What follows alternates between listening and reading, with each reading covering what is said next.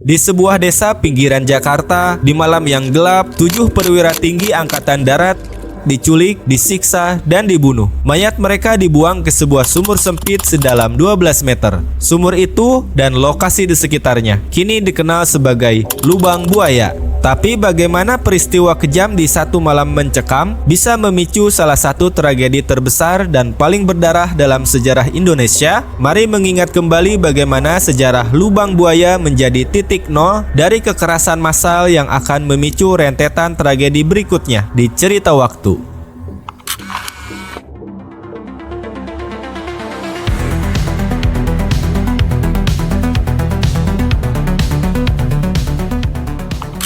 Selamat datang kembali di Cerita Waktu. Jika teman-teman mengikuti pembahasan kami di video sebelumnya mengenai tragedi G30S PKI dan misteri di baliknya, kali ini kita akan kembali ke malam yang menjadi awal dari segalanya. Kita akan fokus pada sebuah lokasi yang menjadi titik nol dari tragedi ini, Lubang Buaya. Tempat itu yang kini kita kenal sebagai Monumen Pancasila Sakti adalah saksi bisu dari kejahatan yang tak terbayangkan. Ia adalah monumen pengorbanan para jenderal yang diculik dan dimasukkan ke dalam sumur sedalam 12 meter. Tapi bagaimana asal-usul dan kronologi malam itu yang akan menyebabkan rentetan tragedi pembantaian berikutnya yang jauh lebih besar? Mari kita telusuri kembali di malam yang berdarah itu.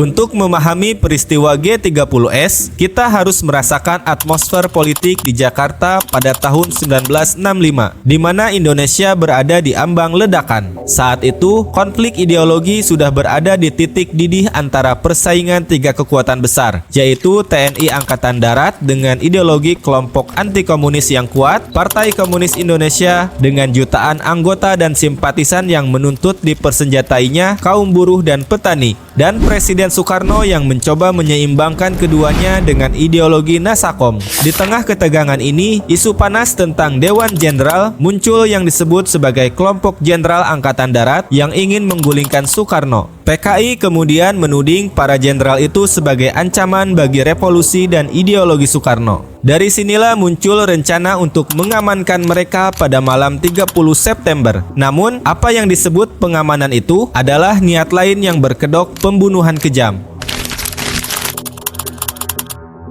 Pada pukul 10 malam, di tanggal 30 September 1965, pasukan yang menamakan dirinya sebagai Gerakan 30 September atau G30S mulai bergerak dari markasnya yang terletak di Desa Lubang Buaya. Pasukan ini dipimpin oleh Letkol Untung Samsuri, anggota Cakrabirawa, dan pasukan pengawal Presiden. Pada dini hari, 1 Oktober 1965, pasukan G30S mendatangi rumah 7 jenderal yang dianggap bagian dari Dewan Jenderal. Operasi penculikan ini dilakukan secara brutal dan penuh kekerasan. Jenderal Ahmad Yani ditembak mati di ruang tengah rumahnya setelah menolak diculik. Maijen Donald Isakus Panjaitan dibunuh setelah melawan. Brigjen Sutoyo Siswo Miharjo, Letjen R. Suprapto, Maijen MT Haryono, dan Maijen S. Parman diculik dari rumah mereka. Letda Pierre Tendean diculik karena dikira Jenderal Nasution. Nasution sendiri berhasil lolos dari penculikan, tetapi putrinya Ade Irma Suryani tertembak. Disinilah kisah tentang Lubang Buaya dimulai.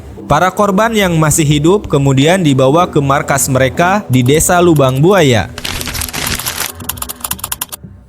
Para jenderal yang masih hidup lalu dibawa ke markas Lubang Buaya yang saat itu merupakan daerah pinggiran yang masih sepi. Setelah tiba di lokasi, para korban disiksa dengan brutal dan kemudian ditembak mati. Sasaran akhir dari kejahatan ini adalah sebuah sumur tua yang sempit dan dalam, kelak dikenal sebagai Lubang Buaya. Sumur ini hanyalah sumur air biasa, berdiameter sekitar 75 cm dengan kedalaman sekitar 12 meter. Jenazah ketujuh perwira tersebut dijejalkan dan dibuang ke dalam sumur yang sempit ini. Kemudian, sebagai upaya untuk menghilangkan jejak, mengubur bukti, dan mengakhiri perlawanan dari para jenderal tersebut. Selang beberapa hari setelah kudeta, pasukan Angkatan Darat di bawah komando Mayor Jenderal Soeharto akhirnya berhasil menguasai situasi dan melancarkan operasi pencarian ke-6 jenderal yang hilang. Pada 4 Oktober 1965, akhirnya informasi tentang lokasi sumur Lubang Buaya didapat dari pengakuan anggota G30S yang tertangkap. Tim penyelam segera diturunkan ke dalam sumur yang gelap dan sempit itu. Tim penyelam yang dipimpin oleh Kapten KKO Marinir Salim menemukan jenazah 7 perwira di dalam sumur tua tersebut. Proses pengangkatan jenazah dari sumur sedalam 12 meter itu berlangsung dramatis dan penuh haru. Penemuan ini segera dikabarkan kepada publik. Jenazah para jenderal kemudian dimakamkan secara kenegaraan di Taman Makam Pahlawan Kalibata. Mereka kemudian dikenal dan dihormati sebagai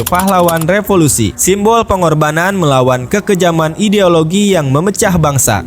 Nama Lubang Buaya sendiri menurut catatan sejarah berasal dari legenda lokal di daerah itu yang diyakini dulunya dihuni buaya putih penjaga rawa. Namun setelah tragedi itu, nama tersebut melekat selamanya sebagai simbol kekejaman dan tragedi peristiwa 30 September. Setelah peristiwa itu, pemerintah Orde Baru membangun Monumen Pancasila Sakti di lokasi tersebut yang didirikan pada tahun 1969 dan diresmikan pada 1973. Monumen ini kini menjadi museum yang menampilkan diorama peristiwa G30S PKI dan artefak peninggalannya. Lubang Buaya adalah saksi bisu dari keganasan konflik ideologi. Ia adalah pengingat bahwa di tengah perebutan kekuasaan, nilai-nilai kemanusiaan bisa dengan mudah dikorbankan. Namun, perlu diingat, meskipun kisah Lubang Buaya sangat kejam dan nyata, ini hanyalah awal dari tragedi yang jauh lebih besar. Peristiwa ini digunakan untuk melancarkan operasi pembersihan massal anti-komunis yang menelan ratusan ribu nyawa tak bersalah. Semoga kisah kelam ini menjadi pelajaran bagi kita dan membuka perspektif baru yang lebih dalam. Dukung kami dengan menekan tombol like dan subscribe.